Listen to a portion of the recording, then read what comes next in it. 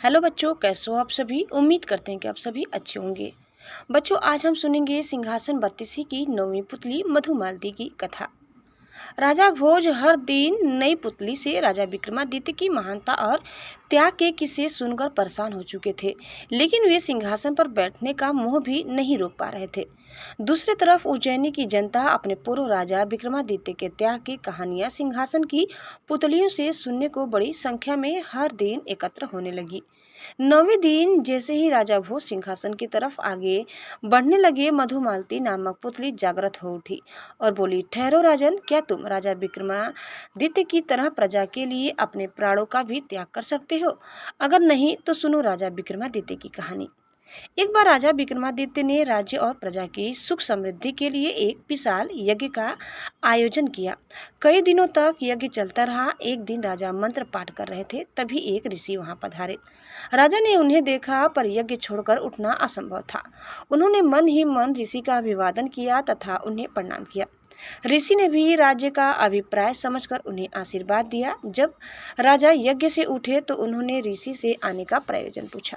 राजा को मालूम था कि नगर से बाहर कुछ ही दूर पर वन में ऋषि एक गुरुकुल चलाते हैं, जहां बच्चे विद्या प्राप्त करने जाते हैं।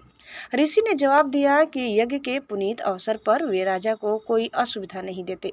अगर 8 से 12 साल तक के 6 बच्चों के जीवन का प्रश्न नहीं होता, तब राजा ने उनसे सब कुछ विस्तार से बताने को कहा। इस पर ऋषि ने बताया कि कुछ बच्चे आश्रम के लिए सूखी लकड़ियां बिनने वन में इधर उधर घूम रहे थे।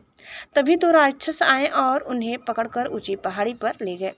ऋषि को जब वे उपस्थित नहीं मिले तो उनकी तलाश में वे वन में बेचैनी से भटकने लगे।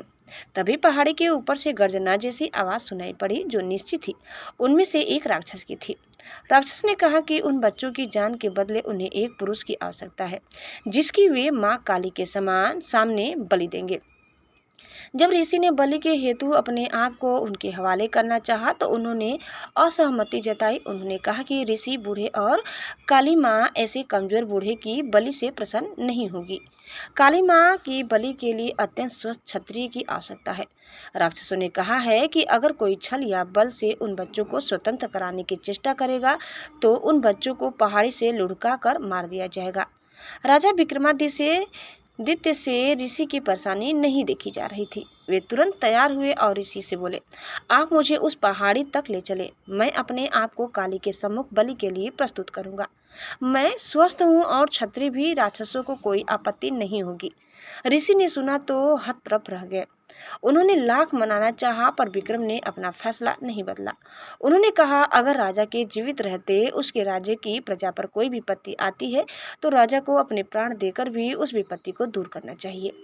राजा ऋषि को साथ लेकर उस पहाड़ी तक पहुंचे। पहाड़ी के नीचे उन्होंने अपना घोड़ा छोड़ दिया तथा पैदल ही पहाड़ पर चढ़ने लगे। पहाड़ी वाला रास्ता बहुत ही कठिन था, पर उन्होंने कठिनाई की परवाह नहीं की। वे चलते चलते पहाड़ की चोटी पर पहुंचे। उनके पहुंचते ही राक्षस बोला कि उन्हें बच्चों की रिहाई की शर्त मालूम है या नहीं। राजा ने कहा कि वे सब कुछ जानने के बाद ही यहाँ आए हैं। उन्होंने राक्षसों से बच्चों को छोड़ देने को कहा। एक राक्षस बच्चों को अपनी बाहों में लेकर उड़ा और नीचे उन्हें सुरक्षित पहुंचा आया। दूसरा राक्षस उन्हें लेकर उस जगह आया जहां मां काली की प्रतिमा थी और बलि वेदी बनी हुई थी। विक्रमादित्य ने बलि वेदी पर अपना सर बलि हेतु झुका दिया। वे जरा भी विचलित नहीं हुए। उन्होंने मन ही मन अंतिम समय समझकर भगवान का स्मरण किया। वह राक्षस खड़क लेकर उनका सर धड़ से अलग करने को तैयार हुआ। अचानक उस राक्षस ने खड़क फेंक दिया और विक्रम को गले लगा लिया। वहां जगह एकाएक अद्भुत रोशनी तथा खुशबू से भर गया। विक्रम ने देखा कि दोनों राक्षसों की जगह इंद्र तथा पवन देवता खड़े थे। उन दोनों ने राक्षस विक्रमादित्य की परीक्षा लेने के लिए यह सब किया था। वे देखना चाहते थे कि विक्रम सिर्फ सांसारिक चीजों का दान ही कर सकता है या प्राणोत्सर्ग करने की भी क्षमता रखता है। उन्होंने राजा से कहा कि उन्हें यज्ञ करता देख ही उनके मन में इस परीक्षा का भाव जन्मा था। उन्होंने विक्रम को यशस्वी होने का आशीर्वाद दिया तथा कहा कि उनकी कीर्ति सदियों तक चारों ओर फैलेगी। इतना कहकर मधुमालती चुप हो गई। अगले दिन राजा भोज का रास्ता रोका पुतली प्रभावती ने। तो दोस्तों इस प्रकार कहानी यहीं समाप्त हुई।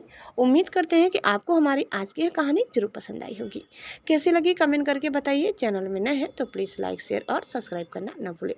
धन्यवाद। Bye bye.